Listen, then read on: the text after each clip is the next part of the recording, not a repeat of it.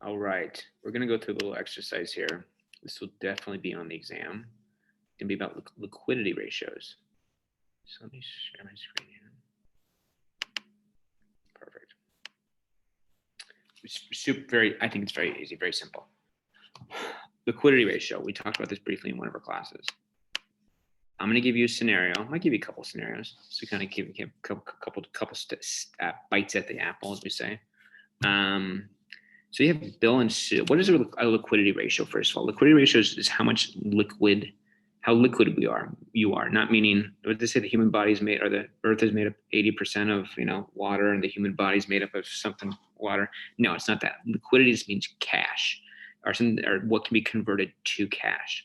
Why is this ratio important? This ratio is important so that you can find out how, when times get rough, how fast or how long do you have to last with your money, with your liquidity before your money's going to dry out. Oh, I didn't realize that liquidity before your money's going to dry out. So you want to be liquid so you don't dry out. So let's take this scenario here. We got Bill and Sue. They have $435 in cash. I'm going to so you don't get distracted by everything else in here. They have $435 in cash. Let's see what makes it even worse. Let's just go to 100%. Let's do it like that. That still looks kind of crappy. So they have 400. Let's follow this first sentence. Bill and Sue have. Oh, what's it I'll do? Watch this. I'll just black out all this other stuff here so you don't get distracted by it, even though I just gave everything away. Bill and Sue have $435 in cash, like cold hard cash, under a mattress. They have $3,285 in their checking account, and they got $27,825 in their savings account. Okay, so this is how liquid they are. All this money, that's their liquidity in a sense. Okay, so now let's look at this. This is a breakdown of their monthly bills, right? I can't do that. They pay $175 to T-Mobile. Let's see if I can just block these. $175 to T-Mobile, $138 to Edison, $45 to the gas company, $735 in health insurance, $230 in auto insurance, $52 for renter's insurance. They're paying $1,900 a month in rent, and they have $1,315 in credit card debt, which doesn't make sense because if they got all this money in savings, you think they paid off, but just kind of go with it for this scenario. So if you take these and you multiply them by 12, which would be for a year, because we want to find out how long they could last as far as in a month in their current state. You take 175, you multiply that by 12, you get $2,100.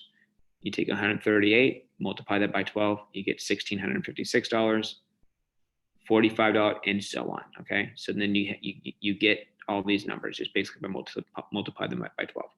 Or another way you can do it, you can just add up all these numbers here, add up 175, 138, 45, 735, 230, 52, and 1,900. I'm not including this on purpose. Some of you might be asking, why aren't you including that? I'm going to tell you here in a second. So you can do it two ways. You can take their monthly obligations, multiply them by 12, get a total, add it up. Or you can take all these individually, and so you get one number and then multiply it by 12. You'll get the same number, okay? So basically, you add up all of these, you get to $39,300. That means that's, in a sense, what their monthly obligations are. Those are their monthly bills. In a sense, kind of like there's variable versus fixed costs. But the most fixed cost, I guess you could say, would be the rent. You could, in a sense, kind of T-Mobile, you can call, maybe kind of grind them on price a little bit.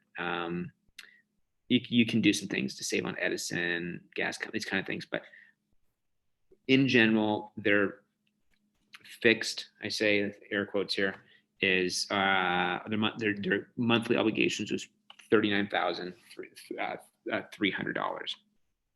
It's historically for them, that's pretty consistent. You do not add the credit card debt in there because that can fluctuate, because you can pay that off in a month, you can pay that off in a year. So you don't multiply that by 12. You add that in as just one number. So for these here, like 175, you multiply it by 12. All these other numbers you multiply by 12. For the credit, you add it as one number. So this $39,300 total is this number plus that number plus that number plus that number plus that number plus that number plus that number is $39,300. Then you take the 13,000, 1,300, add it on top of there. You're going to get this number here, 40,615. So in a sense, that's what they are obligated to pay over the next year. Okay. And how do you get to find out what that liquidity ratio is and what does that mean? So what you're going to do, you can take all their cash, which we have up top here. Anything that's liquid, their cash, their checking, their savings. This is stuff that you can turn into cash right now or pretty quick. That's going to be $31,545. So that number, added up is $31,554. And to figure out what their liquidity ratio is, you take this $31,545, you put it over this $40,615, and this is the number you get right here. Let me see, let me make this big. Boom.